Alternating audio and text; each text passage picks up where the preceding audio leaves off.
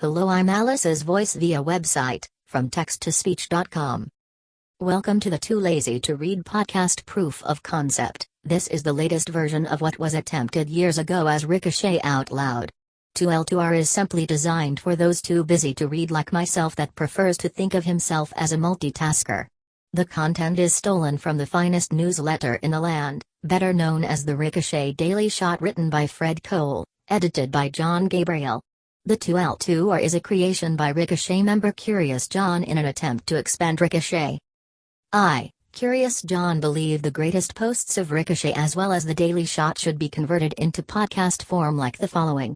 The hosting on YouTube is just an easy way to share the idea, it's not the long-term plan. This recording is made with the use of two websites, from text2speech.com and tunes2tube.com. If this idea has any legs, it should be harnessed as another source of sponsorship and bonus revenue stream for the Ricochet.com's audio network. Please let me know if you believe a podcast of this form should be developed officially by the good people of Ricochet. And if asked, I'll be happy to help bringing this idea to the life.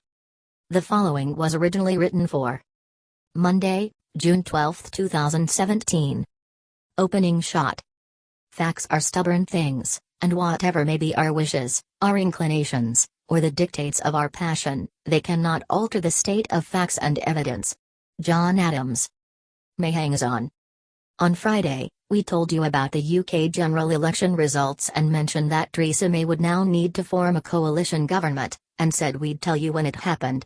Well, the pixels weren't even dry on Friday's edition when word came down that May had found a partner and formed a coalition. The Democratic Unionist Party with its 10 seats will be joining the Tories to form a coalition.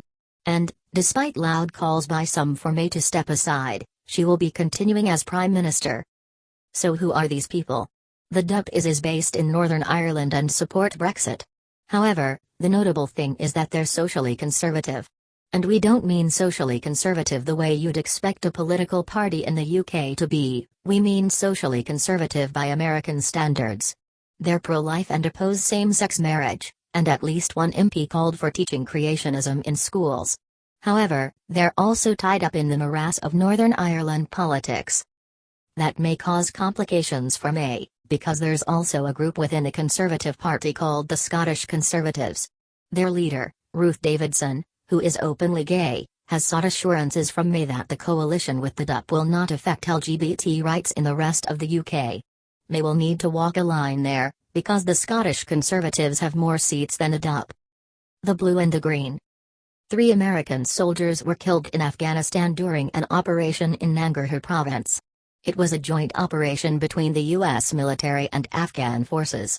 However, the attackers in this case were members of the Afghan security forces. The Taliban claimed responsibility for the attack and the deception involved. While we hear a lot about such green-on-blue attacks, the name is based on NATO's color coding system. They're rarer than you'd think.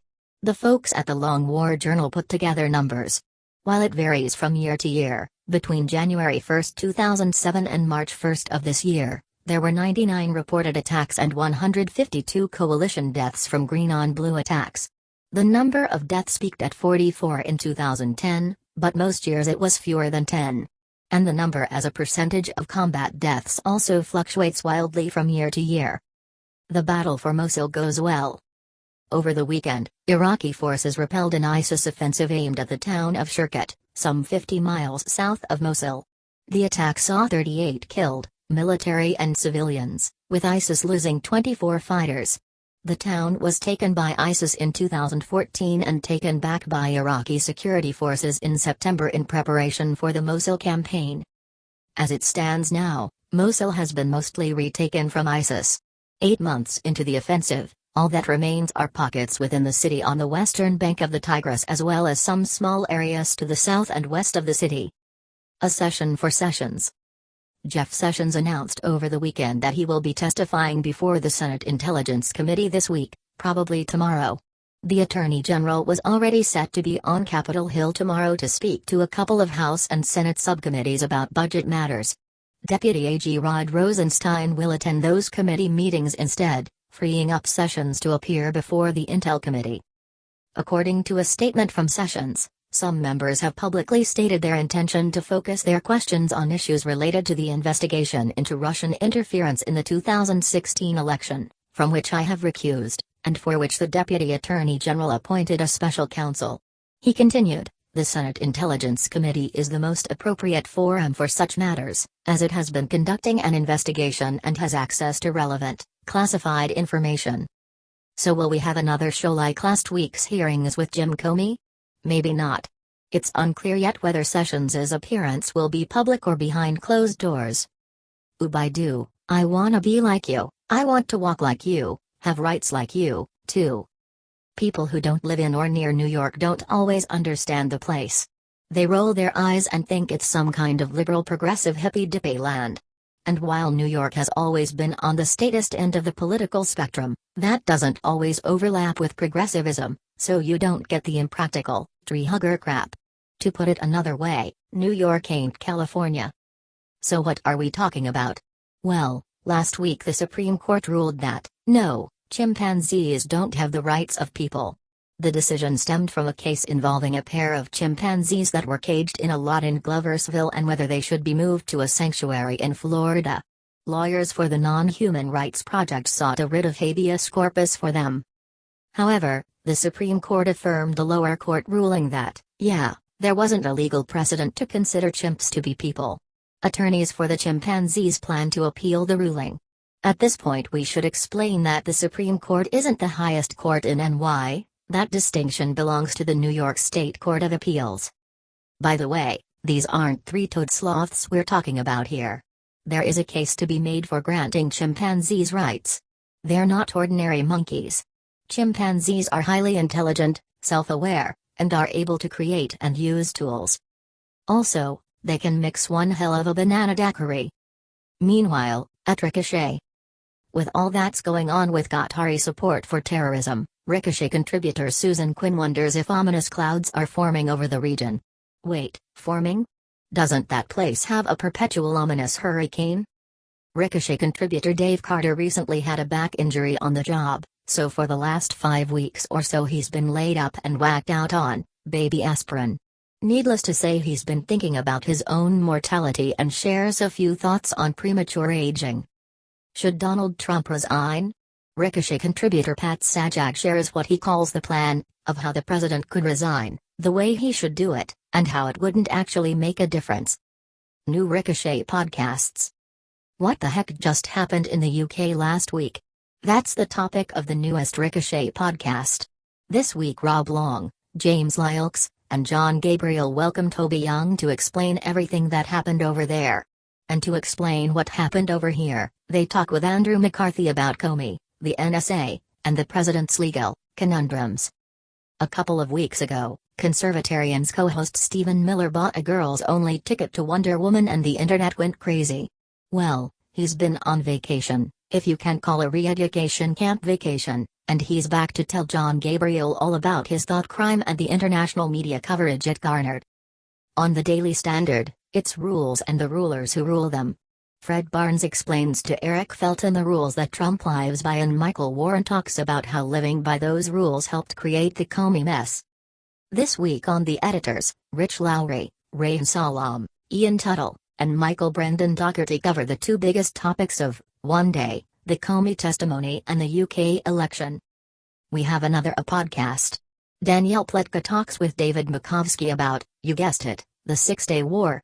Oh, and they share their thoughts on the future of the Middle East peace process. Britain is a bloody mess. To cover their election, on a special edition of the Harvard Lunch Club political podcast, the boys welcome their UK correspondent William Campbell. We are 8 days out from Georgia's much-watched special election. On the latest Smart Girls Politics, guest host Cheryl Levitt talks to candidate Karen Handel about her opponent and the falsehoods he and his campaign are peddling. Whether it's a morning swimming with sharks or a fun afternoon bear baiting, you can't go wrong with a 3-martini lunch. David French of National Review and Greg Corombos of Radio America discuss James Comey's evaluation of media accuracy with regard to Russia and Bernie Sanders' blatant disregard for the Sixth Amendment. Today, in history. On this day in 1932, a ceasefire was negotiated between Bolivia and Paraguay, ending the Chaco War. This is not to be confused with the similarly named Choco War fought by Sonny the Cuckoo Bird and the Honey Monster over competing puff resource claims. A ceasefire was eventually worked out by Cap'n Crunch, who was considered an honest broker. On this day in 1939, the National Baseball Hall of Fame was opened in Cooperstown, New York. It's still there. During the summer they're open from 9 a.m. to 9 p.m. Admission for adults is $23, for children it's $12, and free for kids under 6 and any active or career retired military. And if you don't care for baseball, Cooperstown also has a farmer's museum. On this day in 1972, the fast food chain Popeyes was founded. Given the choice between Popeyes and KFC, we'd rather eat a gun. We heartily recommend. We at The Daily Shot love you and want you to live a long, long time. Note, mostly so you keep reading The Daily Shot. Beyond that, we don't really give a damn. It's human instinct to want to continue living, again, so you can keep reading The Daily Shot, but the earth is very cruel and wants to do that thing where it kills you dead. So then, how do you avoid that whole being killed deal? Today we heartily recommend the Special Forces Survival Guide, Wilderness Survival Skills from the World's Most Elite Military Units by Chris McNabb. It has everything from how to make spear traps, page 73, to how to draw a rabbit out of its hole, page 204, to how to mark a trail, page 243. You can use the techniques to either stay alive or kill Viet Cong. It's probably a good idea to get it now. You're going to need it if you know whoever actually wins the presidency and our lives of domestic tranquility devolve into a Hobbesian war of all again all. So, like a real-life version of the YouTube comments section. Upcoming Ricochet member meetup events. Las Vegas, on July 21st. Reagan Library, Simi Valley, California, July 23rd. For more information visit ricochetmeetup.com. These events are for Ricochet members only, but if you're not a member, you should join now. Once again, the content was stolen from The Daily Shot without their permission. This podcast is not, at least not yet, a production of Ricochet.com. Let's see if 2 Liters 2R can win its way into whatever Rob Long has cooked up to rival NPR. Written by Fred Cole. Edited by John Gabriel. Stolen for 2 Liters 2R by Curious John. Become a Ricochet member today. Talk to you later. Goodbye.